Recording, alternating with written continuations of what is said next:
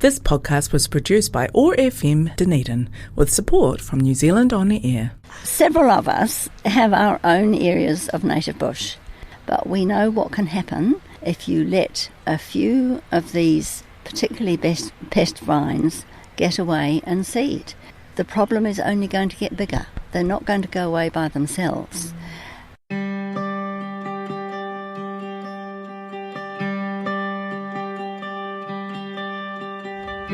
This episode of Rewilding in Action is sponsored by The Opera, a private eco-reserve dedicated to conservation, rehabilitation, restoration and education. Find out more about their tours on their website, theopera.co.nz.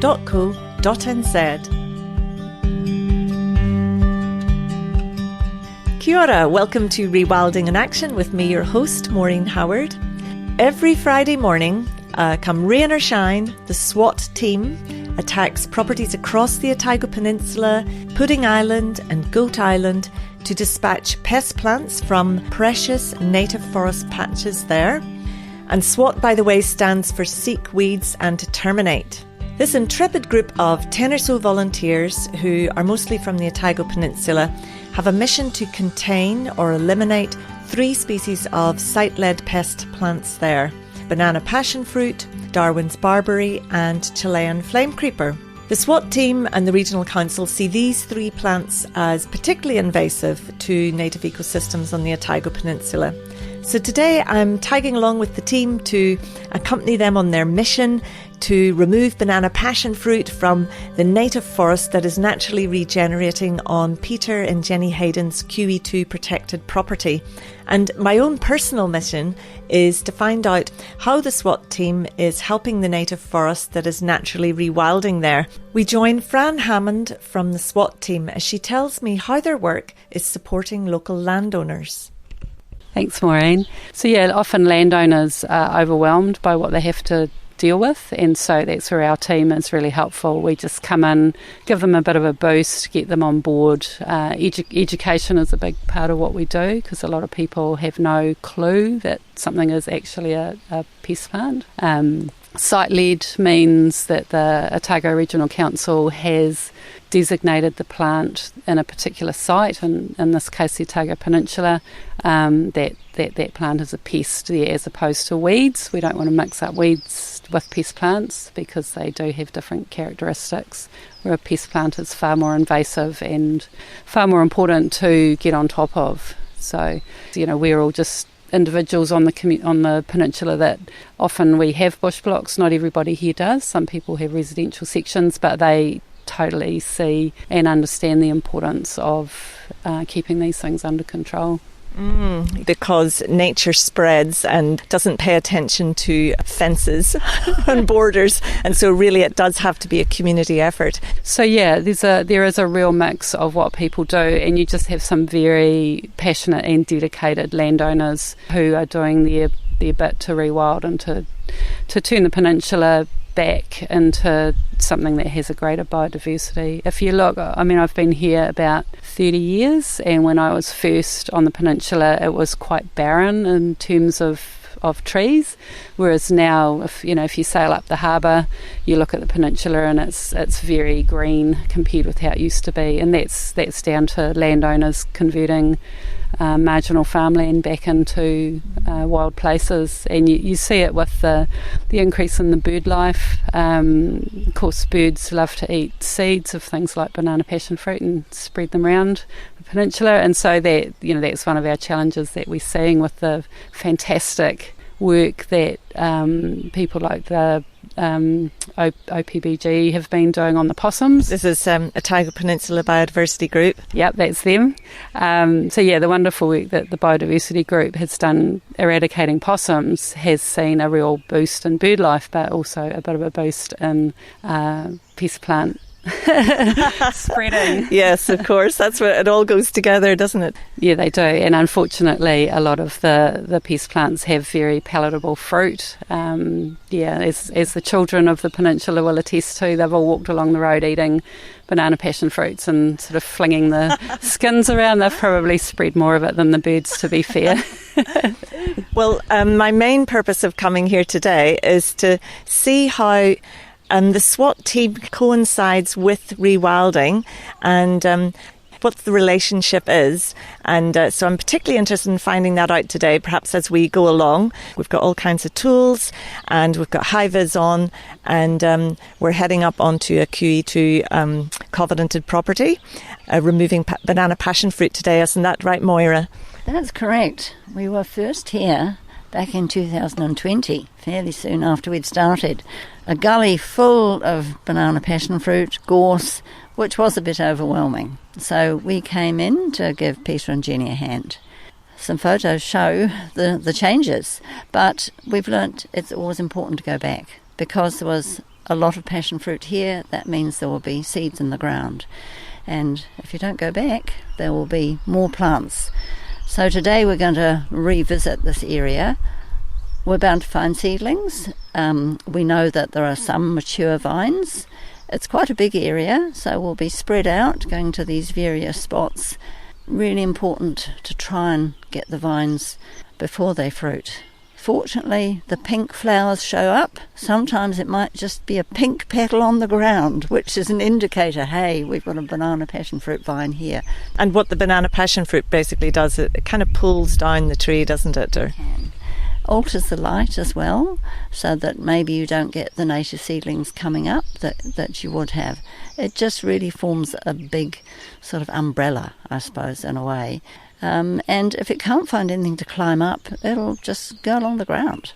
It's very adept at getting up high or getting along there. It grows really quickly. I think I've heard one of our team say that it can be flowering perhaps at 3 years old. So it doesn't take long before it's mature fruiting. The fruits have a large number of seeds. They're a good food source for rats, of course.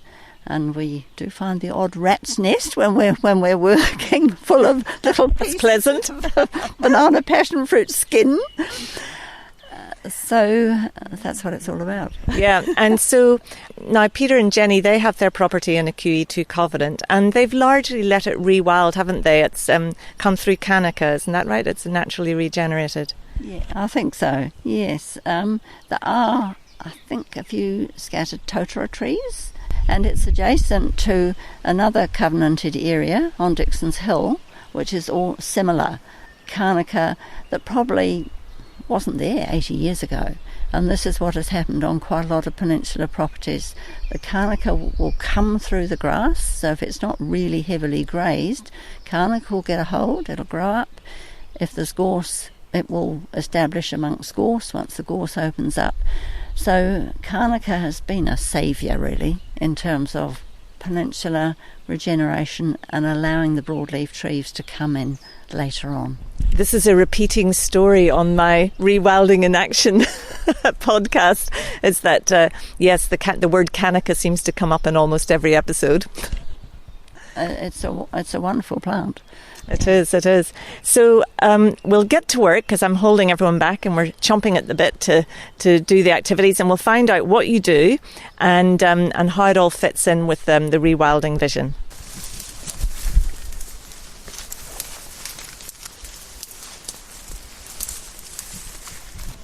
Okay, so we've just climbed up a very steep bank through gorse, through some blackberry, and cut our way up, and we're on a steep bank here, and we've found some banana passion fruit. So what's going to happen now, Fran? Yeah, so your first thing is you see the flowers up in the canopy, and so like you say, we've bashed our way up the bank, so you have to be fairly tough and intrepid to be part of the team.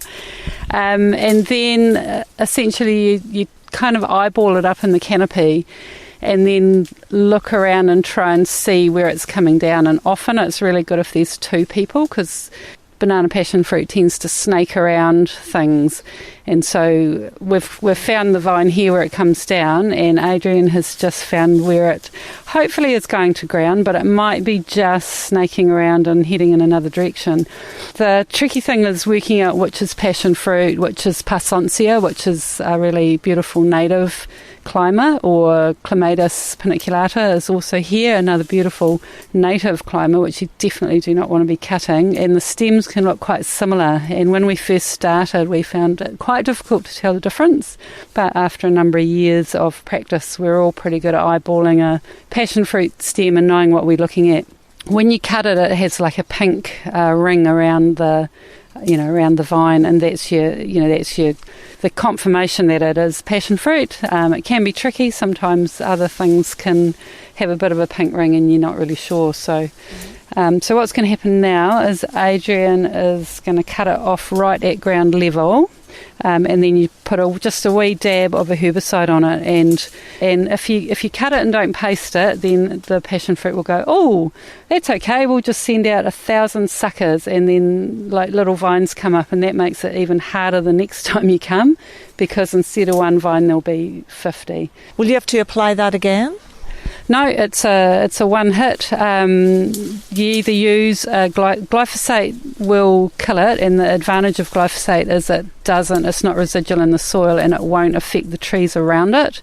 The other gel we use is a picloram-based gel, but you do need to be a little bit careful with that because it can affect other species around it, particularly anything that's like a legume and will be susceptible to that. So we're very careful about minimising herbicide in the environment and also minimising any collateral damage. And really it's all about that minimum use, so you're not really spraying and stuff like that, are you? Absolutely not. We avoid spraying at all. I mean, that is one way you can kill passion fruit is just broadcast spray all over it. But doing that, you're killing everything. You're also potentially killing lizards or geckos and insects.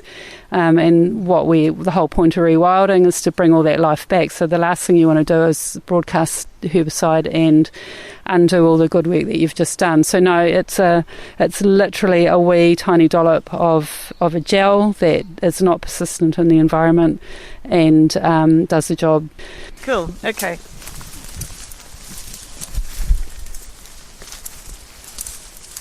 So we've found a little banana passion fruit here. And what do you do with this very one? Like the stem is probably about a couple of millimetres wide, really, at the base, would you say? Yep. So we just follow it down without breaking it. So this is Adrian doing this. And the other thing is when it's little like this, there's quite a good chance there's going to be other little ones around it. We usually find them in batches, might not, but... So here we are. So it's good to actually do as much as we can without using the poison. So you basically just get... digging with your fingers around the root here.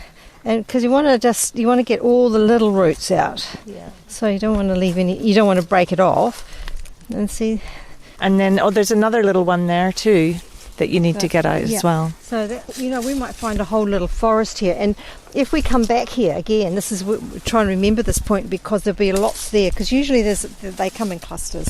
Yeah. And so basically we don't want to leave that there to re-establish.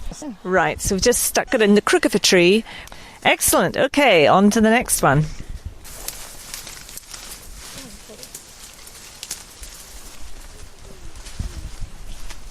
So you visited this site before? Yes, Maureen. This is one of the first sites. This is Fiona we're talking to. So when we started work in this valley in July 2020, we had this fantastic landowner, Peter Hayden, came out with us. He brought his chainsaw, and he and Alf, a member of our group who's not here today, those two men cut all these amazing access tracks through this head-high gorse so that we could get in and trace these vines, BPF vines, right down to the ground. The access, in retrospect, was pretty appalling. But they got into it and they sorted it, and we got in, and over 5 weeks we did a pretty amazing job because we came back 6 months later, we didn't see any regrowth. Came back a year later, couldn't see any regrowth. It's only now, just 4 years down the track, that we're starting to see some vines pop their head up through the canopy again. And I also see you're carrying a mighty weapon, Fiona. You've got this. Yes. Well, I shouldn't say that. It is actually a hand tool, but it is an electrified, tiny little chainsaw, but it looks very, very useful. Oh, this is a really groovy piece of kit. I would recommend this to every woman and man gardener on the peninsula. It's a battery-powered small chainsaw. Really? Well, it looks like a toy. When I first saw one, I thought I almost started laughing because I thought, you can't be serious. That thing couldn't cut anything. But this wee thing, the GTA 26, it'll cut a tree trunk that's maybe 15 centimetres, 20 centimetres diameter. And it cuts all types of wood like broom, gorse. Doesn't matter what you're trying to hack into, it'll make a good job of it. And I carry around 4 spare batteries with me that'll keep me going for a morning. Well, I must say it makes you worthy of the title SWAT team.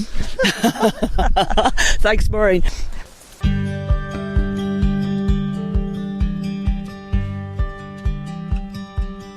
We've just had our morning tea, which is a very important part of SWAT, isn't it? Definitely. Always morning tea. Very early on, one of our group set the tradition of bringing homemade baking. And I'm talking to Moira here. And then what happened so it became a tradition? Oh, definitely. We've got the morning tea crate. Sometimes we lug our crate way up into the bush, sit outside. Adrian might do a bird count while we're having morning tea. And it's a lovely way to connect with everybody. Yeah, it's really important. After morning tea, some people might feel they've done their dash and off they go. Other people might think, I'm just going to carry on for an hour or so. We do like to keep it as informal as we can. Yes. And I think, one of the things you're doing is being able to keep on going for the longer term, isn't it? So you need to have all the little pleasurable things along the way. That's true. When I looked back at the spreadsheet of where we've been, what we've done, I'm amazed to see that we started over 4 years ago in June 2020. And we get out every Friday, unless it's tipping down with rain. There's the individual missions as well. Because we live on different parts of the peninsula, and as you bike past or drive past or walk past, you might see, there's that passion fruit up there on the road bank. And by the time you've driven past it 10 times, you think, I'm going to go and deal with that. So we record that time as well. It's all part of SWAT. Very often, particularly with Chilean flame creeper, we take a photo which goes on to iNaturalist. Or we also have our own SWAT GPS. It might be GPS. So we have a record of where that infestation was, and we know that is the area where you need to go back and check for seedlings, because if that plant flowered and fruited, the chances are there'll be seed that might have just dropped on the ground in that area. Right. You sound very, very organised, as a SWAT team would be. I think several of us have our own areas of native bush, which we've had for many years. So we value our native bush, of course, but we know what can happen if you let a few of these particularly pest vines get away and seed. The problem is only going to get bigger. They're not going to go away by themselves. So that experience means that we see the importance of protecting what are, I feel, very valuable bush remnants on the peninsula. We're fortunate that we have what we got. We're fortunate that there are more and more landowners now who are protecting their native bush.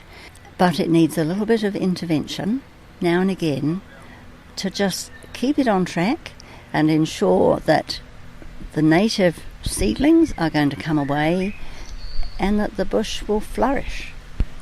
It's a question, I think, of just tipping the balance in favour of the native species. Yes. If we were to put this within the rewilding framework, by tackling different spots around the peninsula, those are acting as seed banks or areas where the rewilding can happen around them. I think that's really important. There are some areas of bush that they maybe are still grazed by stock, but there's a good number of native trees there, and they're surrounded by paddocks, so they could be the seed source of the future.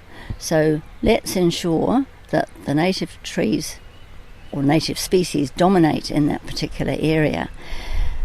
We know from conversations with botanists that Darwin's barberry is quite insidious. It can simply infiltrate native forest. The seedlings of Darwin's barberry are quite intolerant of low light, so they will just sit there A tree falls down, 10 years later, away they go. And over time, you lose your native species and you've got an exotic woodland, really. It's slow. I guess the ideal thing is to nip these things in the bud before they become a big issue. If you have a small amount of weeds, is get rid of it straight away.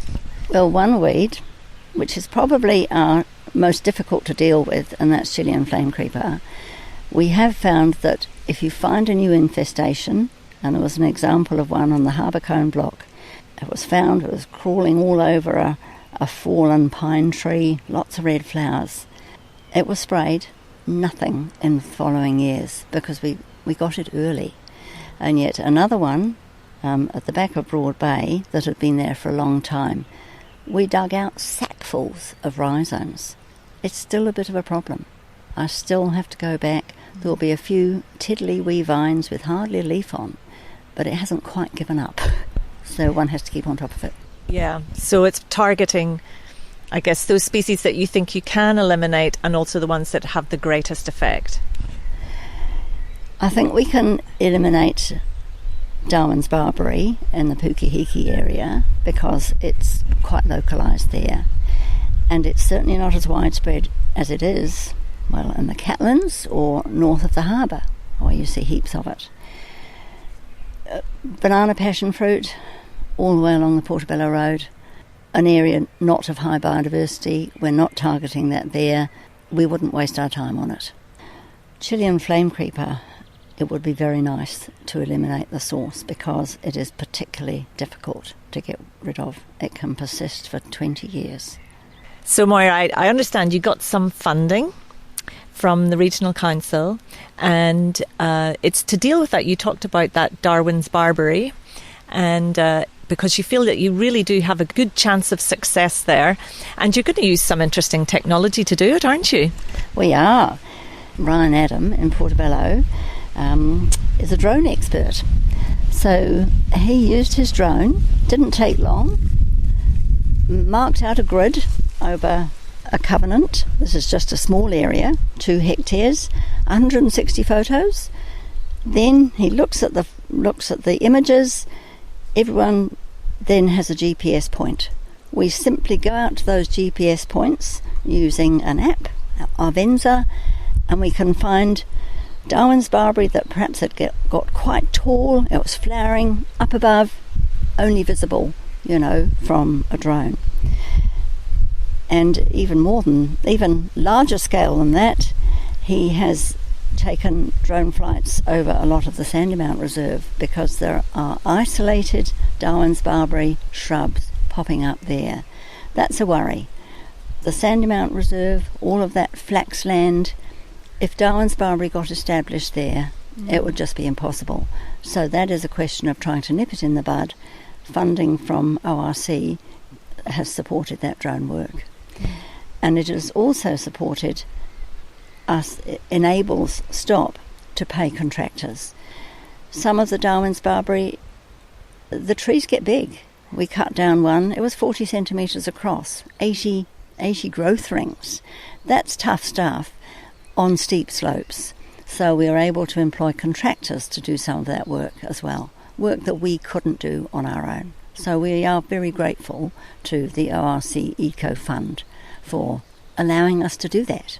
Yeah, it's really wonderful, and all of the different things that are happening on the Otago Peninsula. And it's really wonderful to meet your group and to get to know you better and to be able to tag along and actually prevent you from doing as much work as you were able to do should I not have been there. We've thoroughly enjoyed the morning with you, Maureen, and you're welcome anytime with your work gloves and a small handsaw, please.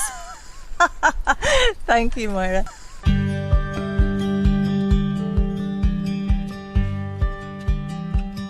I had a brilliant morning following the SWAT team on their mission, and I'm very grateful for their generosity of time and the delicious morning tea that we had at Augustine's of Portobello.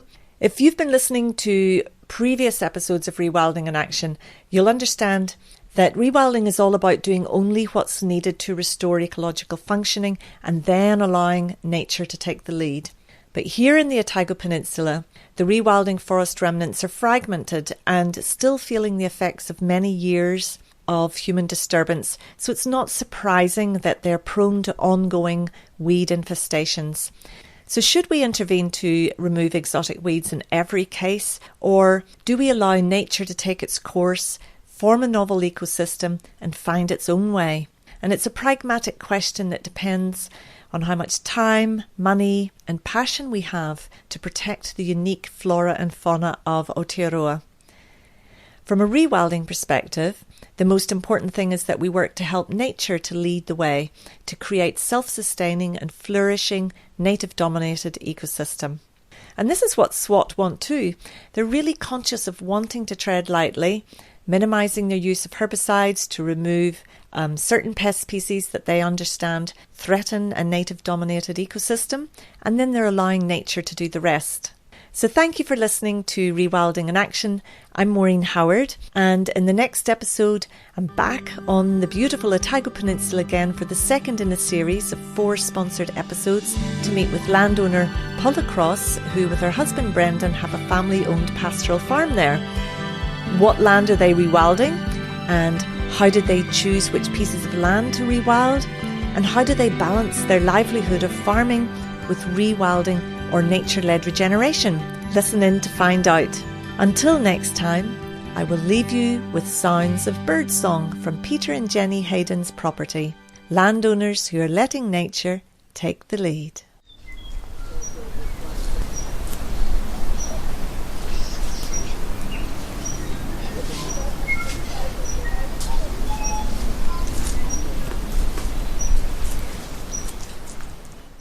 This podcast was produced by OAR FM Dunedin with support from New Zealand On the Air.